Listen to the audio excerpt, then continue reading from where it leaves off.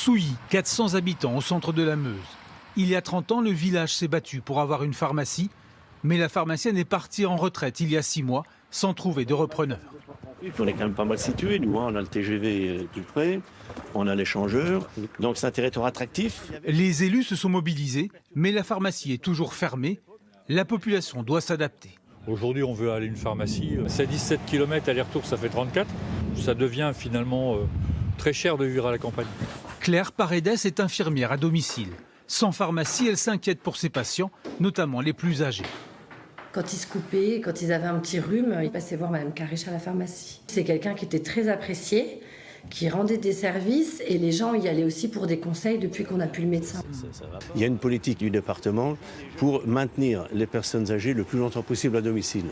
Or, s'il n'y a plus de médecin, s'il n'y a plus de pharmacie, c'est plus possible. Souilly n'est pas un cas isolé. L'an dernier, 300 pharmacies ont fermé en France. À Marville, dans le nord de la Meuse, Philippe Guillot prendra sa retraite au mois de juillet prochain. Voilà. Ses clients n'imaginent pas leur village sans pharmacien. Il faut inciter à laisser en campagne ce qu'il y a en campagne.